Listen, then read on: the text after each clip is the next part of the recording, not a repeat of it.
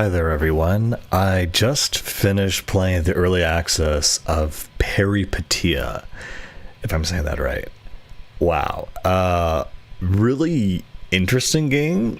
As an early access game, it definitely has a lot of issues, but it's very, very interesting, very cool, and overall very good. Overall, a pretty good experience.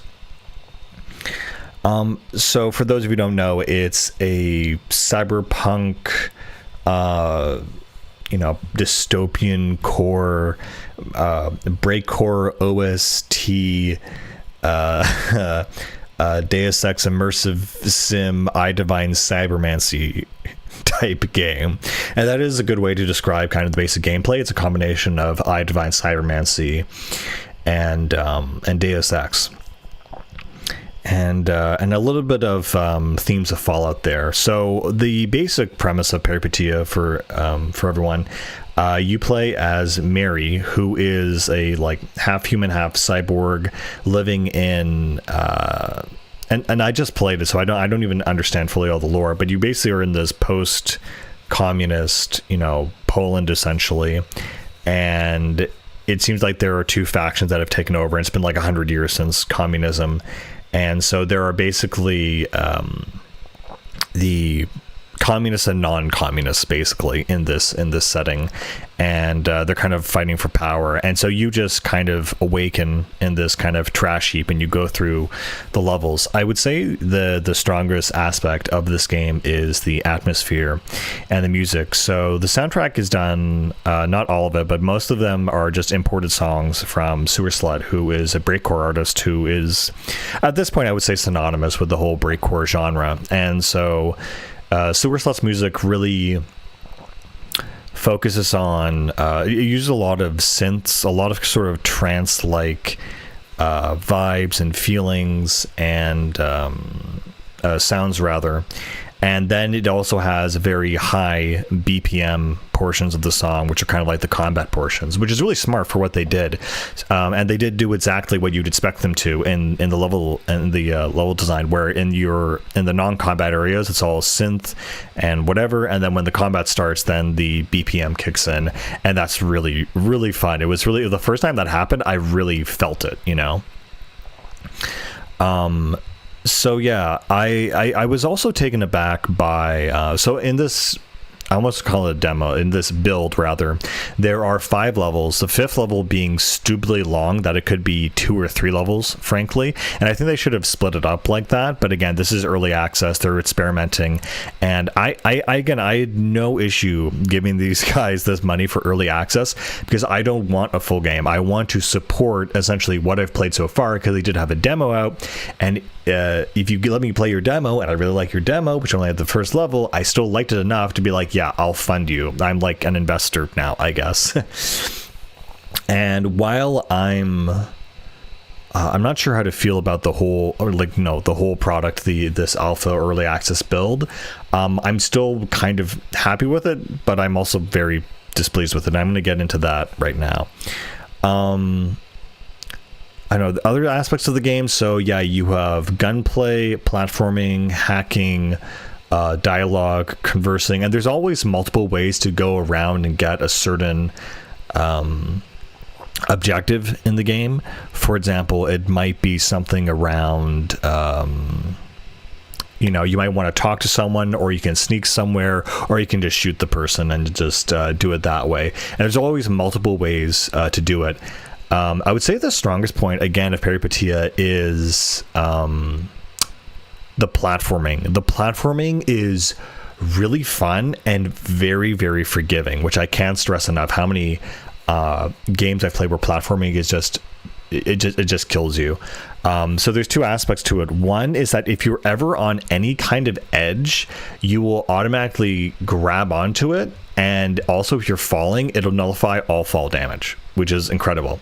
Another way to totally nullify fall damage is you have the special upgrade that's always on, which is that if you press jump, if you haven't jumped already, before you hit the ground, you you basically don't take any damage. It's literally that Troll Science comic where if you jump off the chair right after you hit the ground, ground, you take no fall damage.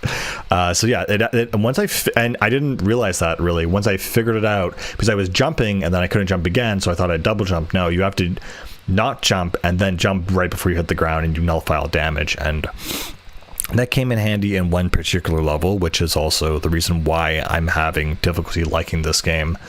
So let's kind of go into that. So the first two levels are really good atmosphere. And again, the atmosphere, and the other really good thing about Peripeteia is visually it has this glow and ambience and extreme darkness. You're kind of stuck in these giant cityscapes with a lot of things like skyscrapers, factories, luminescence from the fading lights in the background. It's usually raining, and the atmosphere is just really unparalleled. It stays pretty consistent throughout the 5 levels that they have. But yeah, there are just moments where I just got lost in the sauce. Really, it was just really that good. Other things I'd like to say about that. Okay, so those were all the good parts. The gunplay, okay, I'll have to talk about the gunplay. Gunplay is also very good.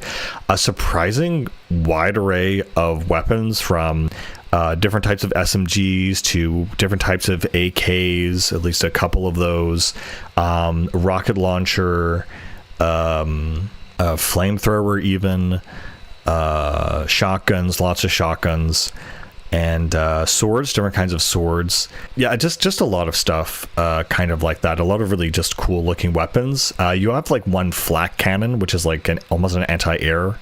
Well, technically it's supposed to be this molten smelter thing, but it looks like an anti-air gun that you're carrying around. You also have a few augments. So you have night vision, which you use a lot. And so all of your augments are tied to just one energy bar, and you replenish that using batteries, or you're buying fuses or whatever, so items and whatnot. There's also just general health items. The inventory is very much like your health sector basically looks like a Fallout kind of character, which is kind of cool. And so the gunplay it's very good, and it's very unfair. It's very challenging and also not challenging, in the sense that if you are able to peek and lean around corners and just headshot all the guys one after another, that is exactly what you do. Because if you fight them all head on, you will get shredded with AKs in a matter of a few seconds. There's no getting around it. There's no changing it. The game is I don't know. It's artificially difficult. It's Dark Souls hard, where it's like, yeah, this is really difficult because the game is cheesing you, and you just cheese it back. That's kind of all you do. So beyond that, and the gameplay, the fireworks and firearms. So everything good. Check. Atmosphere, lighting, health. The other thing too is that it feels like there's a good feeling of progression, i.e. I never felt I was soft locked. I was very scared of getting soft locked, and I've had a lot of I'll be honest, I've had a lot of glitches in this run. Exactly, there's this one area where near the end of the 5th level, you have this countdown timer, and I ran out of time, or I was about to run out of time, and I loaded my last save when I had still had 10 minutes left, and it started at 1 minute, and I was like, oh my god, it's broken. But then when it counted down to 0, it started at 9 minutes. So I was like, oh, okay, so it just messed up the timer for some reason. So there's a lot of glitches like that, a lot of visual non-critical errors. Sometimes I'd load my last save and the gun that I was holding isn't there anymore. I mean, sometimes that happened, but there was nothing that ever made me rage quit. I did kind of rage quit a couple times, simply because the game and the way it was set up was just stupidly hard. I couldn't figure out how to cheese it back, and we're gonna get into that. So finally, so the first 2 levels are fine. They're really good, actually. The one tank part, I think in the 1st or 2nd level, was kind of confusing, because I wasn't sure, do I just shoot these things? And like, I just shoot them with bullets and they blow up, whatever. So it's going well, and then we get to Belgrade, and yeah. So what makes Belgrade extremely frustrating. I mean, it's a very cool level, and what I really like about it, it's almost entirely vertical, and you actually are descending. So you think, oh, if I can just, nullify my fall damage, jump all the way to the bottom. It's like, yeah, but there's different towers and aspects to it as well, and other objectives that you need to fulfill. Belgrade was a really cool level that was honestly ruined by the amount of times I had to repeat doing it. And I think indirectly, I think I talked to the devs and said, can you please fix this? Okay, sorry, the context. The thing that they need to fix is that you can't save. That's the issue. I have really no issue with the way the level's designed, really. It's kind of cool, honestly. But you can't save except for one specific spot near the bottom of the tower where you have to do a bunch of other stuff after that. So I don't know what to say. It's just needlessly time wasting and taxing and painful. And from all my attempts, I spent 7 hours doing it, and I really considered walking away and saying I'm not going to bother doing this. But then I found out one weird trick where how to always avoid fall damage, and that there was a save point in general, and that kept me going. But without knowing that knowledge, that would filter, Belgrade will filter a lot of people, because it's frankly unfair, and there's no benefit. There's no benefit to having me, the player, replay a section over and over and over again just because I know what I'm going to do, or if I want to do it better. Belgrade kind of feels like hard mode. So if I wanted to play this game on hard mode, where you have certain save points or no save points, or do a no save run, that's fine. But I don't want to be railroaded into that. I want to go into that experience expecting that, and not to have the normal experience being normal. So I know, there's this hard thing, everyone kind of overcame it and whatnot, but I really they need to add save. Just let me save in Belgrade. That is all I ask for. And then beyond Belgrade, you have Karabash, I think it's called, and I think another level, and I mean, those levels are okay. It's just that sometimes you're not fully aware where to go, and that's kind of the blessing and the curse of Peripeteia, is that the level design is massive. It is massive and good enough to play, but also kind of broken. And what I mean by that is some of these levels, you can completely go out of bounds and wander off the map, and you have no idea if I mean, you get the idea you're going in the wrong direction, but there are some times where they expect you to go out of bounds, more or less, and they expect you to break immersion and go somewhere where you're not really supposed to go. But yeah, you can completely go out of bounds out of the map if you want to, and just discover a bunch of nothingness. And so but besides that, yeah, I mean, it's mostly consistent. I want to be fair. It's mostly consistent for where you have to go and what you have to do. It does have a journal system, so it keeps you updated. It's not perfect by all means, but it gets the job done. Everything in this game is very gets the job done. Except the combat. The combat's actually pretty above decent. Another thing that I liked about the combat is you also had different augments you could pick up. So you could pick up an augment that would give you slow motion, which is friggin' cool. Always put slow motion in your games. It's so much fun, especially as a first person shooter. Dual wielding, and I think invisibility or something, which someone said kind of sucks. I also didn't realize how to equip it. You have to assign it to a hotkey. I was clicking it, pressing it, dropping it, holding it up, doing something with it. No, I didn't realize you had to assign it to a hotkey, and that takes energy to actually use. So I was like, okay. So yeah, no, there's definitely a lot of things they could and should add, honestly, tutorial windows and tutorial boxes for certain things.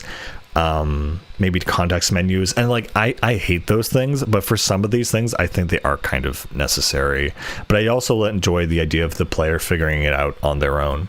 The other thing I think I'd like to talk about Peripeteia that is really exceptional is the writing. The writing is Well, I mean, the writing itself is not super amazing. I'd say it's above average. It's definitely really nice, and it's really good, but it's more so the concepts and the situations that the characters find themselves in that are very interesting. There's a lot of internet lingo here. I think, I thought the peak would be going to one of the Polish soldiers and them saying, what's wrong with you? Are you autistic? Like, why are you talking to me? An NPC. I thought that was pretty funny. And outside of that, for example, I think what really highlighted how I really felt and was impressed with this game was at the end of the 5th level, which again, it's my issue with Karabash is that it's a bit long and you just can't figure out when is this going to end. And it made me realize why books have chapters and games have levels, is that it's going to be like, okay, that's it. You can move on and expect the next thing to be the same portion. It's like trying to eat a burrito one piece, and then the second half of it you have to eat in one bite, which is crazy. In any case, so the end of the 5th level is really, really interesting because usually in these kinds of RPG games you have faction A and faction B, and you have one character and you have to basically choose sides, and basically it's a trial kind of thing where they're each accusing each other of being corrupt and whatnot, and so you have to choose who to blackmail, who to whatever. And in most games this is like one piece of evidence that you find and you present it, and it's like, oh, you found the secret cash stash under his bed pillow, and that's it. But this goes really a step beyond. What's really interesting is that, so not only do you have, you don't have 2 factions, you actually have 4 factions. Well, technically, no, you do have 2 sides of the argument between essentially a commander and his lieutenant who's trying to like rise up and, kind of be like, kind of Hamlet-ish kind of. And so, but the thing is, you also have 2 other characters who are being roped into the argument. And so even though these 2 side characters are kind of technically, they're both pretty much innocent, they're roped along into the conflict because of their relations to each of these men, basically, in their commanding positions. And so you kind of have a moral quandary where you're basically condemning an innocent, well-written characters that they don't necessarily have any blame on them. And so what it is that you have the main commander who so first of all, there's this program called the Convert Chicks or whatever. And so the Convert Chicks are essentially there's this like special military like cyber whatever program that is trying to resuscitate dead soldiers, turn them into super soldiers, the whole zombie soldier motif essentially, and bring them back from the dead. And essentially what occurs is that the commander doesn't like this, and he's realized he needs to put a stop to it because essentially they're not allowing these men to really die. They're keeping them kind of on life support, and we're kind of being inhumane. And so he's kind of backed up and contextualized by the fact that he's in a relationship.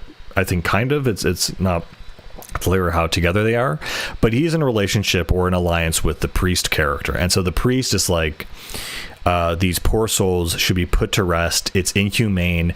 You're kind of being Nietzschean will to power, no morality, to get the ends justify the means, rather than the ends being the people themselves and the soldiers themselves, and we shouldn't try to go against God and nature, essentially, and all this stuff. And so the lieutenant is like, no, we have to win at any cost. It doesn't matter if we lose our humanity along the way. You've heard this conversation many times. And his relation is with, well, he's not in a relationship, but on his side is, of course, the head of the department of the lab called Irina. And so her sister Kalina, she is essentially the catalyst or the beginning of this whole experiment where her sister had this multiple sclerosis, and she was dying, and so she was trying to find a way to keep her sister alive from death, and she made a scientific breakthrough, and that's why she's working for these guys in the PSR. And she's basically being more or less forced almost to work on this. And she, kind of says, I want to save my sister, but they're basically forcing me to use the technology I had developed to save my sister to also, augment these humans. And so she's just doing it. She's along for the ride. She doesn't care. But, without the support of the PSR, she won't be able to save her sister. So she's on the side of the lieutenant, who's more power hungry and more will to power rather than forgiveness and humanity, despite them being in a war. And so, you have to make an argument on either side of these positions. And it's just a fascinating argument to have in the first place. Where does your humanity end? And of course, to the player, it really, it doesn't matter. There's no consequences. Not like you get a special weapon or special upgrade or whatever. You just beat the level. So you're basically free as the player to say, yeah, okay, I actually agree with this person or that person, and you figure out who you blackmail. It's also kind of a weird, not weird, a little bit dumb, I don't know. But when you're assigned this mission, you're like in the third act, more or less, of the 5th level. And as soon as you accept it, a timer of 10 minutes starts counting down. And it's kind of stressful because what you have to do, what really occurs is that you have to go through the next area. You have no idea where anything is, and you have to find a bunch of evidence, notes, papers, secret passcodes, whatever, diaries. And then at the end of the timer, no matter where you are in the level, it'll load the kind of courtyard judgment scene where you were able to bring up the blackmail and dispense the evidence against, whoever you want to go against. And so, there are a few multiple endings. Either you side with the humanist, religious, viewpoint that you should, preserve human life, or you can go with the tactical, technological, transcendent argument where it's like we're going to augment ourselves to become so strong. Doesn't matter if we lose our humanity in the process. And so you have a different kind of, not exactly cutscene, but different dialogue depending on who you side with. And then if you don't have any evidence or you don't have enough evidence, everyone just starts killing each other and you just shoot them up, which is also, I guess, a valid ending. And not really, though. You have to restart.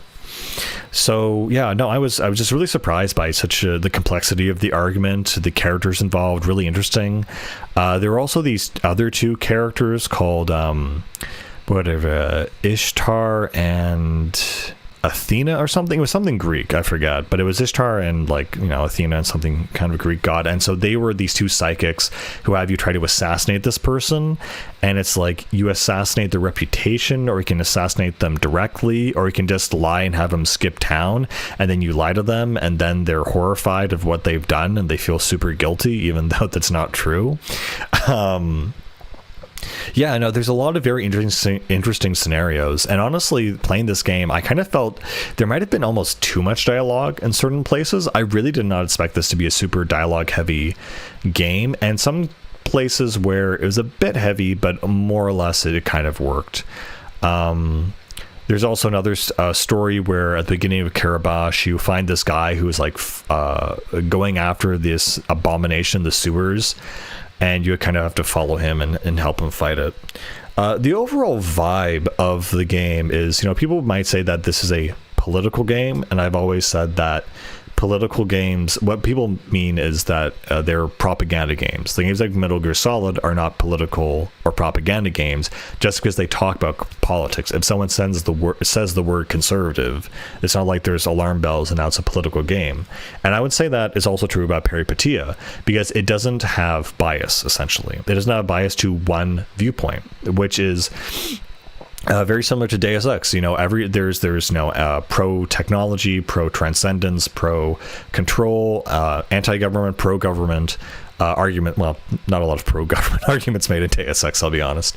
So yeah, in Peripeteia, it's very much the same thing. And what was very surprising to me is that not only are there, of course, fascist, communist, liberal democracy, freedom, political arguments made, but there's also a lot of religious arguments. There's also a lot of religious iconography, quotes. There's quite a few Bible quotes just scattered around the place that feel appropriately placed in the world and not just some cringe thing like some Far Cry 5. No, I mean, Far Cry 5 is a good game, but like they praise the Lord and they were so drunk on their fervor that they were evil, stuff like that. No, it actually takes it kind of honestly very maturely and seriously in a lot of aspects. And yeah, it has pro-communist, anti-communist, etc. And you can really choose who you want to side with and where you want to go, and it doesn't really force you to think or do anything except what is good for the player. Yeah, so it's a good game, but man, yeah, it's early access. Like it is rough in some places. Overall, I mean the people who would play this game in the first place are kind of used to playing, I guess, broken or abstract or weird video games. And there were quite a few times I really did decide I'm just going to quit. This is not worth it. One of those times was Belgrade. It took me literally 7 hours. It was divided between 2 days to actually do it. And I just thought, what am I doing? I'm like over 30. I'm wasting my time. I'm wasting my life on this. I don't want to do this anymore. And then I just found out this one word trick. I'm like, oh, well, maybe if I tried it again with this. So I did eventually beat it. The other time I almost quit was the fight with Iskander, who... I just had no idea what to do. He basically is charging you with a sword, and he can just one-shot you. So I was like, okay, this isn't worth it. Because I didn't know how many levels there were in the game, and so I didn't know I was actually very close. And once I realized I was really close, I just booted it up just for the hell of it. And lo and behold, I just got him into this pattern where, because the first time I was using the AK with slow motion because I thought that would do the most damage, and it just, I guess, wasn't. And so I got him in this pattern where I was going around him and he was actually going in circles, and I was just using the shotgun, and he died in like 9 or 8 shots, and I was like, okay, I guess it's that easy. But yeah, so I basically did that aspect. I beat that boss, and then there was just one section left, which I just honestly described, which is the trial. So yeah, overall, how do I feel about Peripeteia? I almost liked it more as a demo in a way, because it was more consolidated with its vibe and its essence and what it was going for. And I think I even quit maybe before I even beat the demo. So yeah. Overall, I mean, it's just such a specific, unique experience. I really do enjoy it. Is it worth going into right now though? No. I mean, I play the demo and then decide if you want to support the devs, and because they have such a good architecture, they have such good ideas, they have such a good vision for what they want to do, and I feel this could be a really fun, good game, and I'm very honestly kind of honored and happy to have played it in its alpha version, so I can talk about the good old days when, or I remember when Belgrade didn't have saves and it was impossible. But yeah, just a lot of also very visualization, schizophrenic, I guess, kind of ideas about like dreams, visions. There's just one part where you meet this rotting Soviet who's like half machine, half flesh. So there's lots of things of technology, technological transcendence, espionage, internet culture for sure, and it just feels very, very kind of an insane game, frankly. It feels very crazy. And Mary herself, I don't know how to feel about her character. I feel like the character should have been male. That's just my intuition, but we have Mary, and I thought like the Mary health bar was like just our Pip-Boy. That was just that just updates because it's your little guardian, your little AI girlfriend, but now you are a girl, and I never realized this, but it was really interesting that if you look at Mary's face, I mean, it's kind of perfect. She has these bright blue eyes with these dark shadows around them, because like I've seen some stuff, and also these like rust marks as if she's been crying a lot. So I don't know, I think it's a really cool experience, a really cool game.